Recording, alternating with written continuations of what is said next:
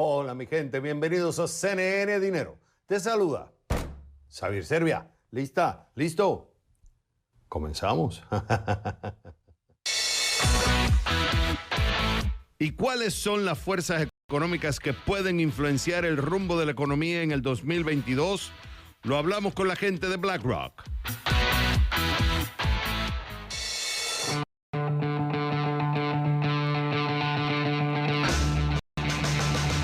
La consultora Eurasia Group publica los 10 riesgos políticos más probables que enfrenta el mundo en el 2022 para que inversionistas y negocios estén mejor preparados. Y parece que es un año de muchos riesgos geopolíticos. Lo analizamos.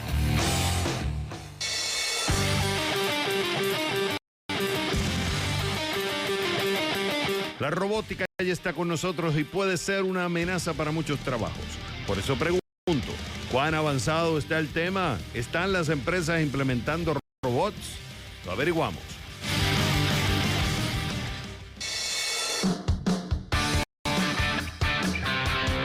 Si un cobrador te contacta a través de las redes sociales, debes saber que está en su derecho de hacerlo. Pero tú también tienes tus derechos. En un nuevo Dime Xavier te cuento cuáles son las reglas de juego del lado al lado de la red.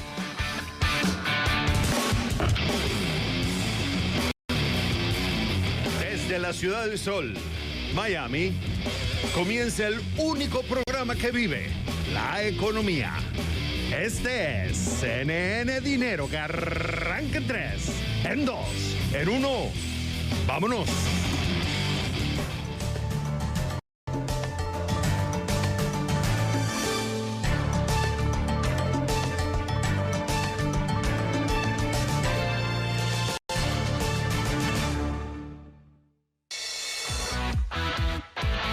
¿Y cuáles son las fuerzas económicas que pueden influenciar el rumbo de la economía en el 2022? Lo hablamos con la gente de BlackRock. Pero primero, vamos con el contexto. A pesar de los eventos mundiales generados por la pandemia, la economía de Estados Unidos logró recuperarse a finales del 2021 y la expectativa es que este impulso continúe en el 2022, que el mercado laboral se estabilice y la inflación se normalice. Sin embargo, los 2 últimos años han demostrado que los eventos imprevistos pueden alterar completamente los pronósticos y cambiar el curso de la historia de manera dramática. Por eso pregunto, ¿cuáles son los eventos exógenos que podrían cambiar el rumbo? ¿Qué está pasando? La economía se fortalece, pero las amenazas también. El COVID-19 continúa dominando el vivir diario y podría nuevamente frenar el sector turístico y de servicios y afectar aún más la cadena de suministros. La inflación seguirá subiendo antes de estabilizarse. Además, la Reserva Federal planea aumentos en la tasa de interés. ¿Y por qué es importante? Porque reconocer las vulnerabilidades puede ayudar a enfrentar las amenazas y anticiparnos a otros escenarios posibles que puedan poner a temblar la economía mundial. Analizo todo esto con el director de Estrategia de Inversiones para América Latina de BlackRock, Axel Christensen. Ok, Axel. Muchas cosas pueden pasar en el 2022 y de alguna forma hay que tratar, porque no sabemos lo que va a pasar en el futuro, pero podemos ver ciertos ritmos y ciertos eventos o fuerzas exógenas que pueden marcar ciertas cosas en la economía, porque de alguna forma tenemos que tratar, yo no diría pronosticar, pero al menos ver dónde pueden estar los peligros y las oportunidades. Y ustedes sacan el reporte del 2022 que está muy interesante. Y hay varias fuerzas que ustedes nombran.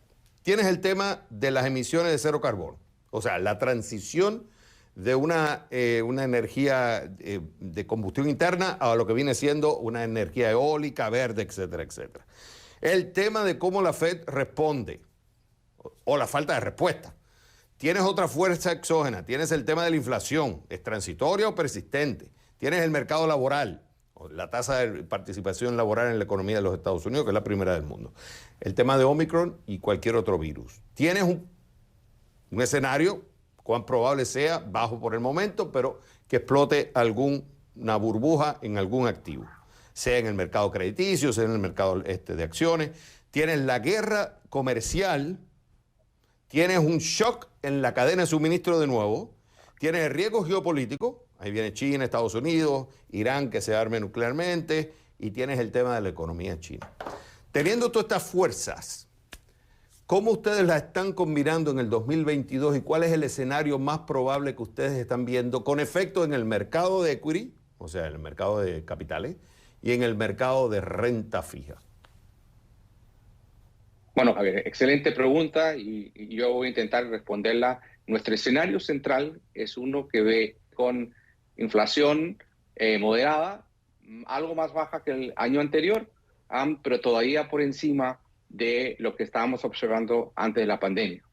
Por otro lado, vemos a los bancos centrales actuando este año 2022 algo más lento y más moderado de lo que están habituados a ver. Y esa combinación de mayor inflación y tipos de interés que se van a tardar más de lo usual para subir, dan como conclusión que el escenario para la renta fija va a parecerse mucho a lo que fue el 2021 en el sentido de tener rendimientos muy bajos, incluso negativos.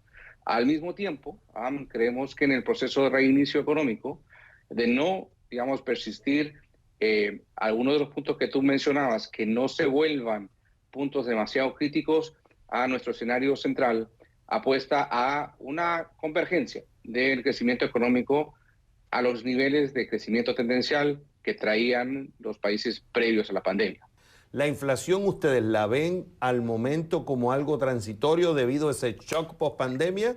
O sea, cerramos más de 6% anualizado. ¿Ustedes están viendo el 2022 que eso no va a ser así, sino que va a haber una ralentización de la inflación debido a que fue causado por el shock de la pospandemia, de la apertura económica, ese incremento de la demanda? Vemos dos factores, Javier. Vemos un factor transitorio que, como tú señalas, va a acompañar ese proceso de ralentamiento del crecimiento económico en la medida que las cadenas de suministro, por ejemplo, se vayan normalizando, mucho de esa presión de precios se irá disipando. Pero por otro lado también hay factores más estructurales, más permanentes. Uno de ellos tiene que ver con la transición climática. En el proceso de llegar a emisiones netas cero, vamos a ver altos y bajos, por ejemplo, en el precio de los combustibles. No es que el planeta de un día para otro se pueda volcar completamente a vehículos eléctricos. Entonces va a haber un proceso de ajuste desordenado, creemos nosotros, en que eventualmente ese efecto de precios que vemos en combustibles puede hacer algo más permanente hacia adelante.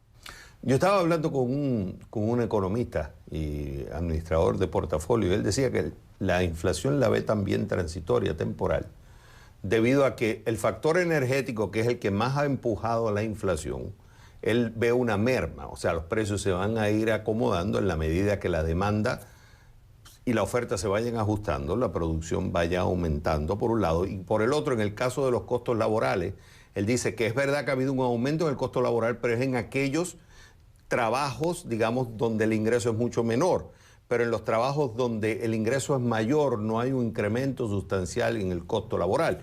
Por tanto, él concluye, al menos que no, ceteris paribus, que lo demás no se dé, no ve que la inflación siga estando en 6, sino que para el tercer cuarto se estaría estabilizando. ¿Te parece? Nosotros compartimos esa visión, quizás solamente recalcar que el nivel de inflación al cual se estabilice, nosotros lo proyectamos por encima de la inflación que estábamos habituados a ver previo a la pandemia. Entonces, o sea, que estarías hablando de escalón que 3%, 4%. Quizás no tanto, más cercano al 3%, Okay. pero eso ya es un punto completo por encima. Recordemos que la inflación antes de la pandemia, con suerte, conseguíamos verla por encima del 2%, el incremento de los salarios era bastante bajo.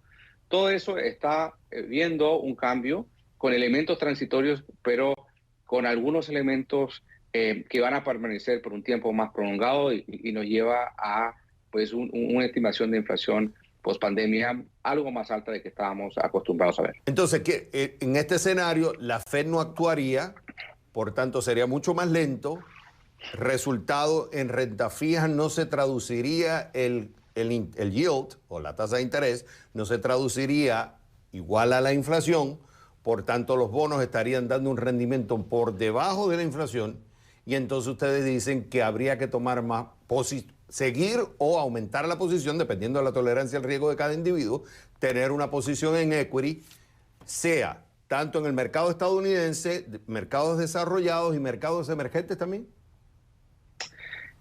Así es, Javier. Solamente algunas precisiones. Sí creemos que la Fed va a comenzar un ciclo de alza de tipos de interés, probablemente en la segunda mitad del año 2022, pero en ese proceso no se va a parecer a ciclos anteriores. Va a ser un proceso mucho más demorado entre alzas de tipos de interés y el punto final de ese ciclo creemos que va a estar muy por debajo. Lo que tú señalas es exactamente así. Lo que puedan subir los tipos de interés no van a ser lo suficiente para compensar esa inflación más persistente.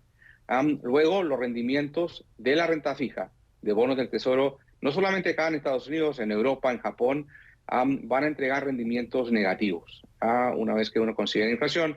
Y por lo tanto, vamos a tener que buscar en otras categorías, principalmente de mayor riesgo que la renta fija, acciones, por ejemplo, o dentro de la renta fija, bonos emitidos por empresas o por deuda emergente que permitan hacer frente a ese efecto de rendimiento negativo una vez que uno incorpora la inflación en la ecuación. Axel, fue un placer haberte tenido en el programa. El placer es mío.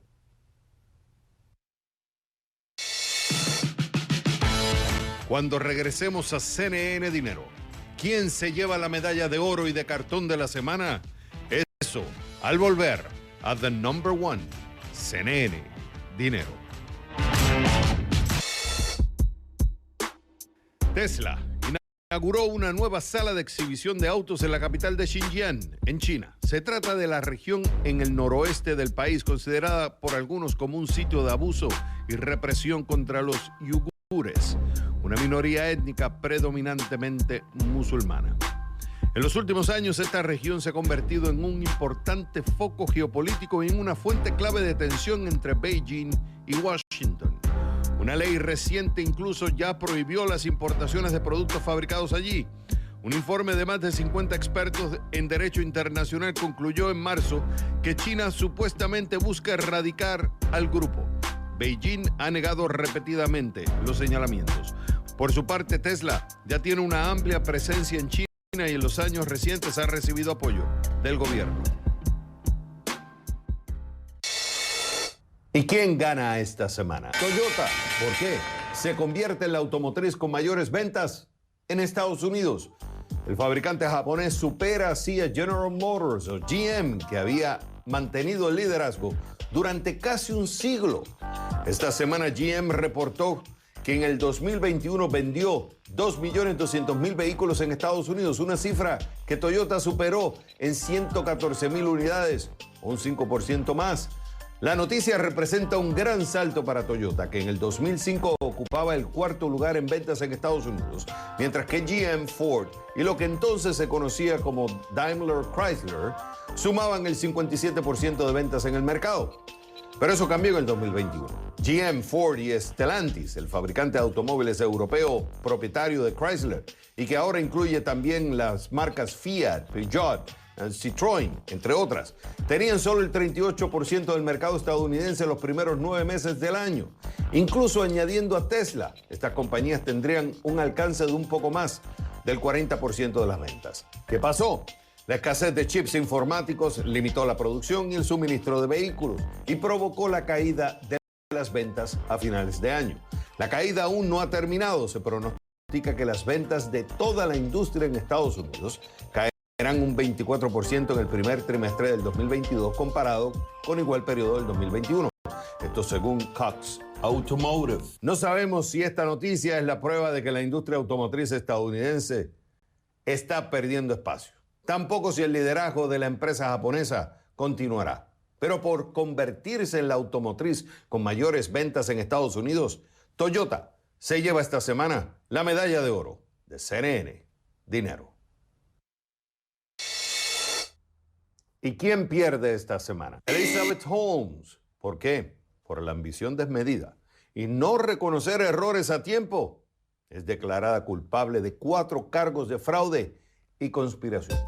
La ex fundadora y CEO de la fallida empresa emergente de análisis de sangre Theranos fue declarada culpable por un jurado de San José, California, de 3 cargos de fraude electrónico y un cargo de conspiración para estafar a los inversores de la compañía.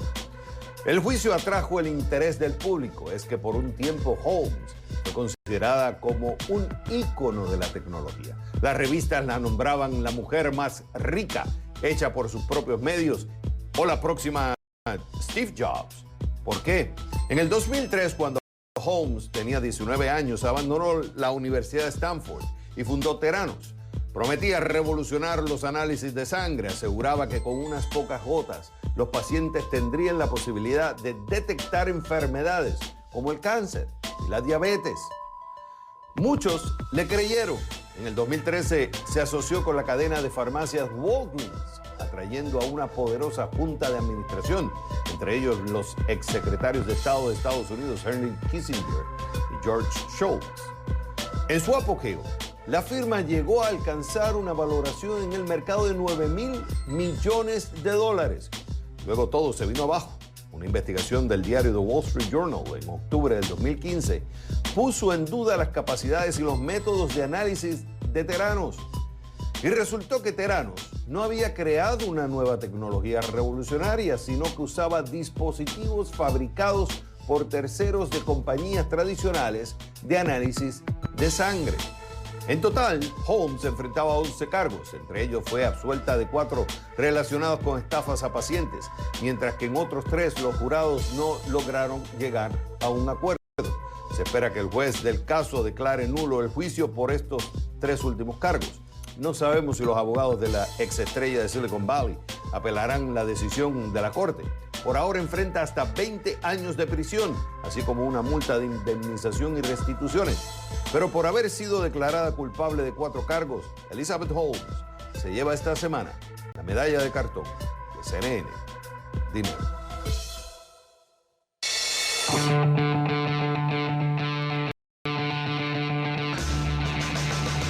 Cuando regresemos a CNN Dinero, la consultora Eurasia Group publica los 10 riesgos políticos más probables que enfrenta el mundo en el 2022 para que inversionistas y negocios estén mejor preparados. Y parece que es un año de mucho riesgo geopolítico. Lo analizamos al volver a The Number One, CNN Dinero.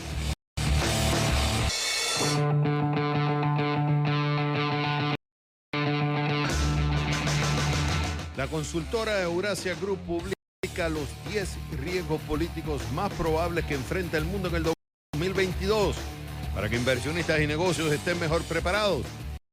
Y parece que es un año de muchos riesgos geopolíticos. Lo analizamos. Ok, Antonio.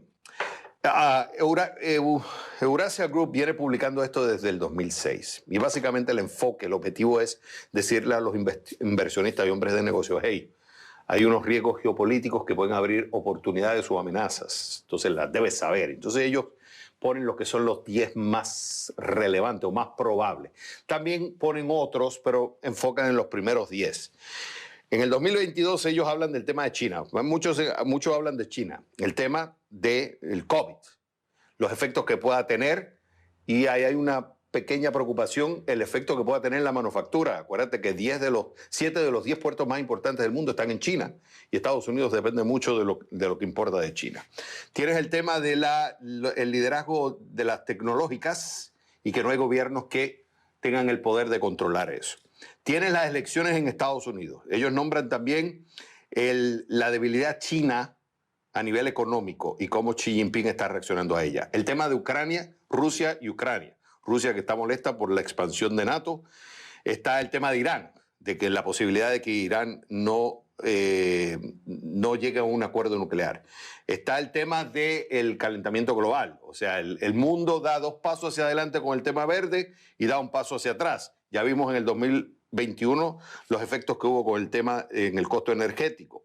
Tienes el tema de que no hay un líder global, o sea, hay un vacuum, le llaman ellos, un vacío de liderazgo global. El tema de las corporaciones, cómo están perdiendo la guerra cultural, cómo tienen que navegar el ambiente el tema del cambio climático, el tema cultural, social y político. Y número 10 ponen a Turquía, todo el conflicto que hay económico y el liderazgo, que de alguna forma puede ser más agresivo de política exterior para tapar unas debilidades económicas. Esto según Eurasia Group. Ok, tú viste el reporte. Si tú le fueras a hablar a digamos, a un hombre de negocios, a un inversionista que tiene, digamos, sus empresas internacionales, ¿qué es lo más que te preocupa de esta lista y qué ves amenazas y oportunidades en ellas?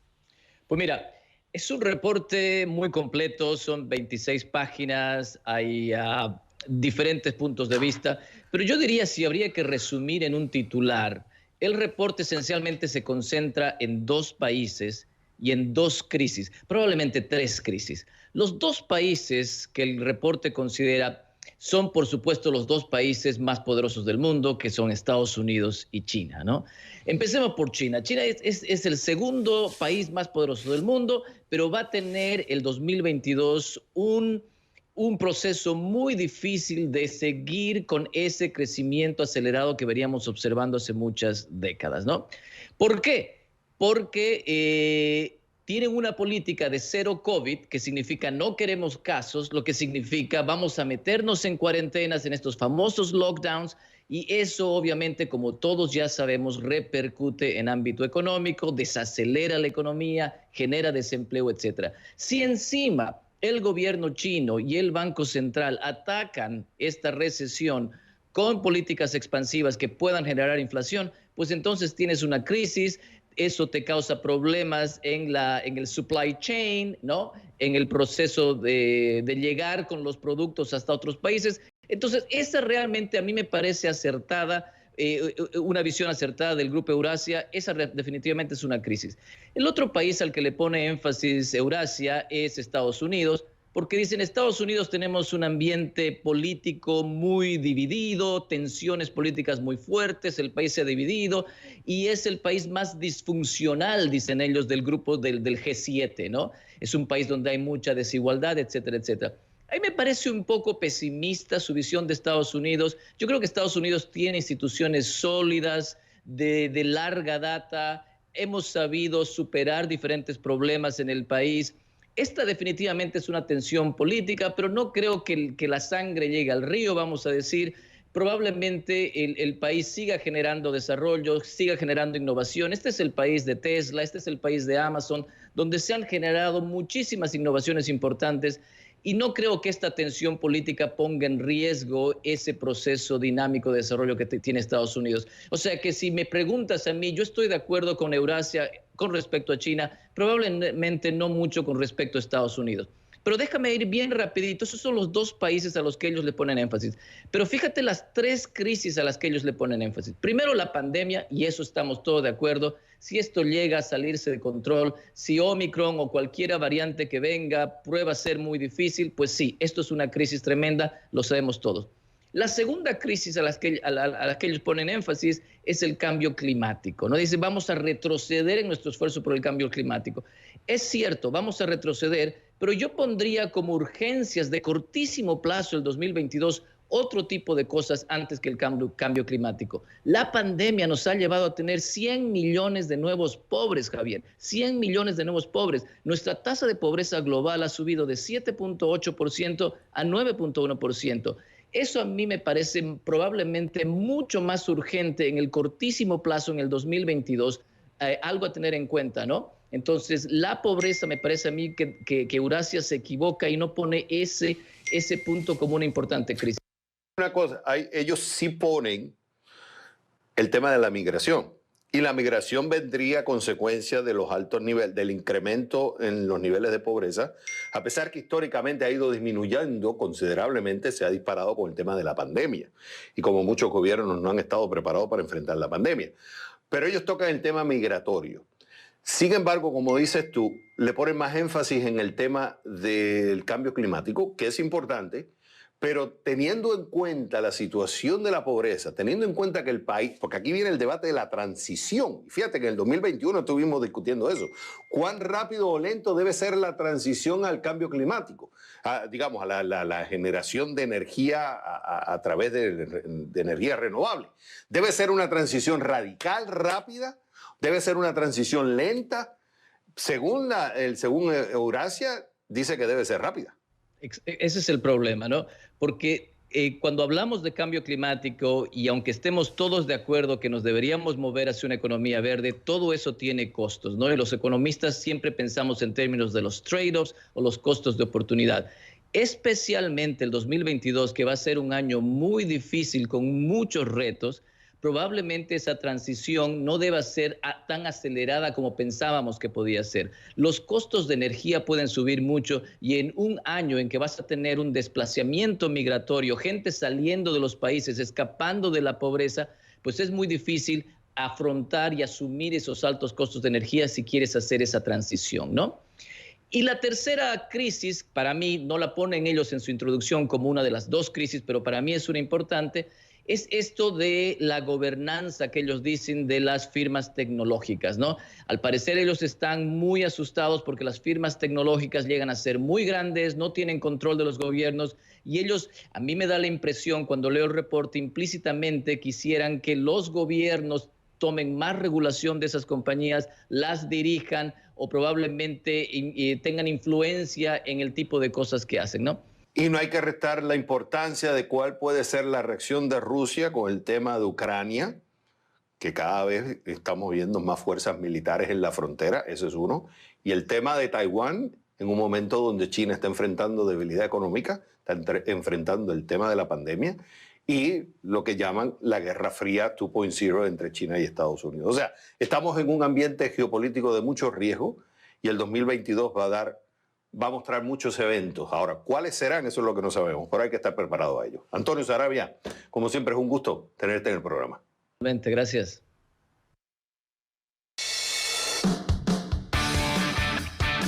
Cuando regresemos a CNN Dinero, si un cobrador te contacta a través de las redes sociales, debes saber que está en su derecho de hacerlo. Pero tú también tienes tus derechos. En un nuevo Dime Xavier te cuento cuáles son las reglas de juego al lado de la red.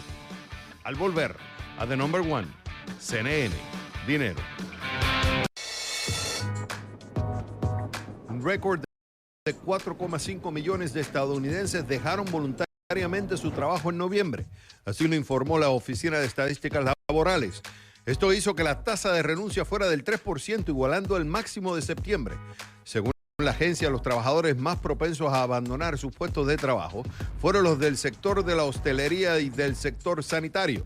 Sus tasas de abandono fueron las más altas, con un 6,1% en noviembre. También aumentaron las cifras de abandono en el transporte, almacenamiento y servicios públicos. Expertos consideran que las cifras son un síntoma de un mercado laboral muy ajustado, en el que los trabajadores de estas áreas, que suelen ser mal pagadas, pueden encontrar potencialmente mejores trabajos. Sin embargo, la gran pregunta para el 2022 es si esta dinámica va a persistir.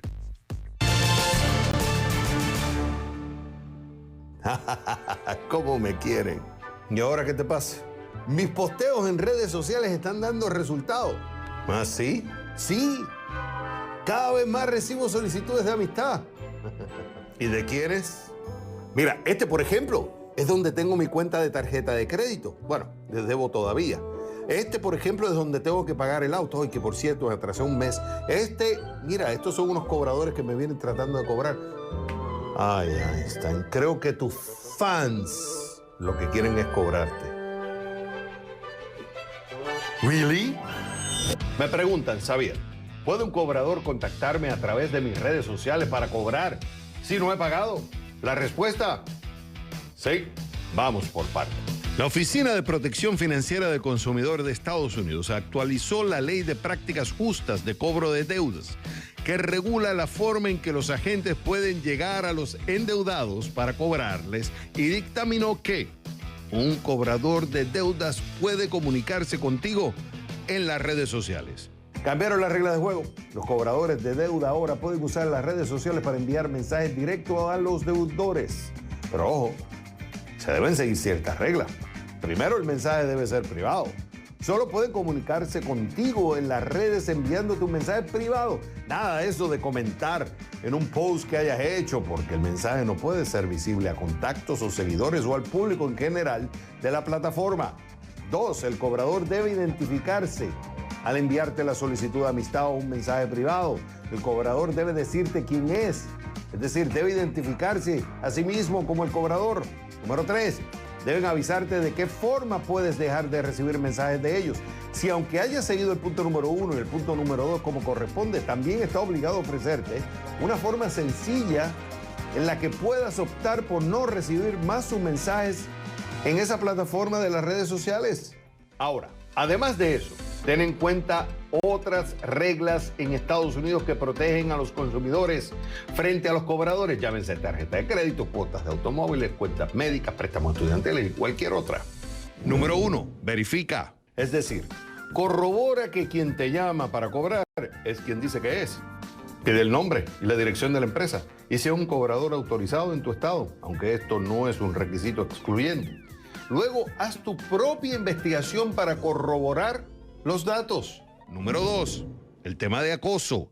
Según la ley de prácticas justas de cobro de deudas en Estados Unidos, los cobradores no pueden llamarte antes de las 8 de la mañana o después de las 9 de la noche. Tampoco pueden comunicarse contigo en el trabajo si les dices que no puedes recibir llamadas allí. Pueden enviarte cartas o correos electrónicos, pero no te pueden acosar ni usar tácticas abusivas o engañosas para intentar cobrarte. Tú puedes enviar una carta pidiéndoles que te dejen de contactarte. Claro, esto no borra el problema. Número 3, ¿cómo deben informar? Un cobrador debe enviarte un aviso de validación por escrito dentro de los 5 días después de haberte contactado. El aviso tiene que decir cuánto dinero debes, el nombre del acreedor al que le debes, qué hacer si no crees que es tu deuda. Y esto me lleva al cuarto punto. Número 4, disputa. Si crees que no adeudas lo que te quieren cobrar, puedes disputar la deuda. ¿Cómo? Envía una carta al cobrador, dile que no debes el dinero o solicítale la verificación de la deuda. Recuerda que las deudas tienen una fecha de expiración que depende del estado en el que vivas. Si se trata de un pendiente muy antiguo, quizás no estés obligado a pagarlo. Número 5, negocia. Ten en mente que el acreedor quiere cobrar y seguramente estará dispuesto a llegar a un arreglo de pagos o incluso reducir el monto de tu deuda.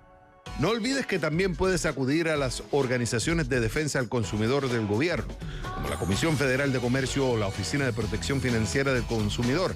Aquí en Estados Unidos también debes recordar que una deuda impaga tiene consecuencias en tu historial de crédito, aunque esa deuda haya expirado.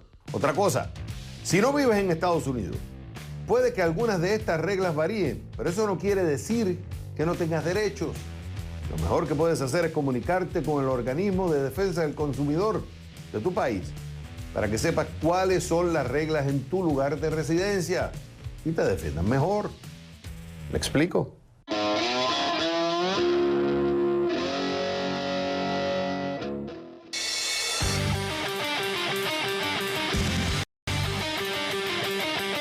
Cuando regresemos a CNN Dinero, la robótica ya está con nosotros y puede ser una amenaza para muchos trabajos. Por eso pregunto, ¿cuán avanzado está el tema? ¿Están las empresas implementando robots? Lo averiguamos al volver a The Number One, CNN Dinero.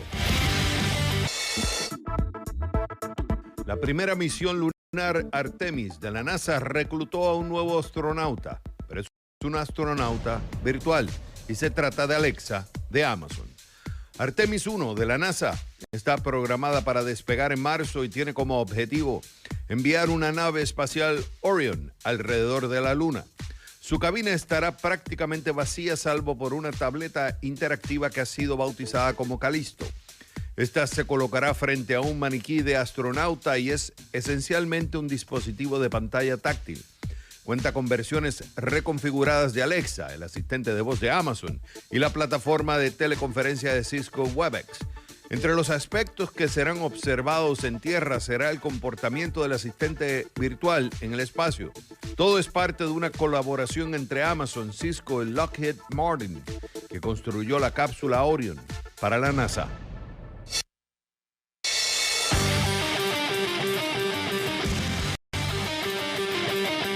La robótica ya está con nosotros y puede ser una amenaza para muchos trabajos. Por eso pregunto, ¿cuán avanzado está el tema? ¿Están las empresas implementando robots? Lo averiguamos. Carlos, vamos a llevar esta discusión por partes. Primero, ¿en qué estado, o sea, si analizamos el tema de la robótica, ¿en qué estadio estamos? ¿Estamos en un estadio comenzando? ¿Estamos en un estadio avanzado? ¿Qué es lo que se sabe hasta ahora? A ver, hay diferentes realidades dependiendo de las diferentes industrias. Hay industrias que están más avanzadas y industrias que están un poco más rezagadas. Por ejemplo, la industria automotriz es una industria que está más avanzada respecto de otros sectores. La industria financiera también está comenzando de manera bastante más acelerada en su proceso de transformación y robotización. Ahora, si uno toma algunas cifras, y nosotros hacemos encuestas permanentemente referente a este tema, uno ve que existe una alta ambición. O sea, más del 80% de las compañías señala que los procesos de automatización y, por ejemplo, utilización de inteligencia artificial va a ser clave en sus procesos y está dentro de sus planes estratégicos. Sin embargo, cuando tú preguntas cuáles están realmente ejecutando actividades de esta naturaleza, el número baja radicalmente a cerca de un 16%. Entonces, lo que nos dice esto es una tendencia a la cual vamos, sin embargo, la velocidad todavía falta por traccionar, ¿no? O sea, y fundamentalmente un desafío de habilidades. Ok, Carlos, y es importante por una cuestión de definir criterios. Cuando hablamos de robótica, ¿qué es lo que se entiende con robótica? Bueno, por robótica entendemos la automatización de los procesos que tradicionalmente eran manuales para que ahora lo ejecuten máquinas, ya sean procesos más físicos, por ejemplo, procesos en el ámbito de manufactura, pero también robótica en el ámbito más de servicios, donde probablemente estos robots ya no tienen la forma mecánica, sino que tienen la forma de software que va automatizando tareas que antes eran de digitación o de registro, digamos, manual. ¿Por qué te digo esto? Porque a veces pensamos robótica es la desaparición del humano. Pero tú has visto, incluso en las oficinas o en nuestras prácticas, por ejemplo, yo tengo mucha automatización de cosas, pero no quiere decir que desaparece el capital humano, sino que se complementa la automatización de procesos con el uso humano. Ahora, yo hago otras cosas, si tenía que hacer, vamos a decir, 20 tasks, ahora hago 5 tasks porque los otros 15 los automatizo, pero entonces tengo más tiempo para desarrollar otras cosas, lo que quiere decir que en mi caso, a veces la robótica es necesaria para generar progreso, para ser más productivo. Correcto, y hay diferentes formas por las cuales la robótica puede resultar de interés, ¿no? Hay diferentes, por llamarlo así, casos de uso. Uno, el que tú mencionas, es el de la productividad, pero hay otros ámbitos también donde, por ejemplo, los temas de seguridad son muy relevantes o los temas de precisión son relevantes. Lo que tenemos que entender por el concepto de robótica o automatización tiene que ver con el concepto de capacidades biónicas. Esto es la confluencia de la tecnología y las capacidades humanas al servicio de un proceso de negocio. Entonces, evidentemente, esto nos ayuda a aumentar productividad, nos ayuda a mejorar la eficacia, nos ayuda también a mejorar la calidad del output y nos ayuda a eliminar algunas tareas que pueden ser o de altísimo costo y de bajo valor o, por otro lado, pueden ser peligrosas, ¿no? Pero es efectivo lo que tú dices, que acá hay una confluencia de máquinas y humanos al servicio de esta función de negocio, ¿no? No es una eliminación completa del ser humano. ¿Cómo ayudamos a que la gente se entrene? Bueno, me refiero a tener la visión, o sea, Carlos, porque es más, porque tú puedes aprendes los botones, te aprendes el software, lees la literatura, lees los libros, perfecto, y te educaste. Pero hay un paso previo, es la motivación para tomar esa iniciativa y estar anteponiéndote a los cambios, o sea, ver hacia dónde va a romper la ola para entonces tú treparte a ella. Y no todo el mundo está entrenado para eso. Es correcto, y al final del día, acá, como decíamos, va a haber un proceso de cambio. Y es importante que las personas puedan tomar este proceso de cambio y lo puedan ver como una oportunidad. Y eso no es necesariamente fácil, ¿no? Tú comentabas, hay elementos educacionales que juegan, hay elementos culturales que juegan. Y por tanto es muy importante lo que podamos hacer desde todos los foros de comunicación pública, donde podamos empezar a mostrar también la robotización y la automatización de los procesos como una oportunidad. Muchos han hablado de la amenaza y eso genera una acción de protección, una acción de miedo. También tenemos que hablar de la oportunidad, de cómo la automatización va a aumentar la productividad de los sistemas económicos y por lo tanto puede eso ayudar también a tener una mejor calidad de vida para todos. Pero nos tenemos que adaptar. Y como nos tenemos que adaptar, tenemos que invertir en esa adaptación. Y esa inversión, como comentábamos antes, tiene que ser de todas las partes. Pero el esfuerzo tanto en educación, y hablamos desde educación temprana hasta educación profesional o técnica, tiene que estar orientado a esa flexibilidad y plasticidad de tus capacidades y también a la generación de capacidades técnicas necesarias para esta nueva etapa, ¿no? Pero hay un ejercicio de comunicación social que es muy importante de lograr. Y ahí los entes públicos y privados son piezas clave para este esfuerzo. Carlos, fue un gusto haberte tenido en el programa. Igualmente, Xavier. Bueno, mi gente, hemos llegado al final de otro episodio más de CNN Dinero. Ya ustedes saben, esto es CNN Dinero, donde la prosperidad está a su alcance.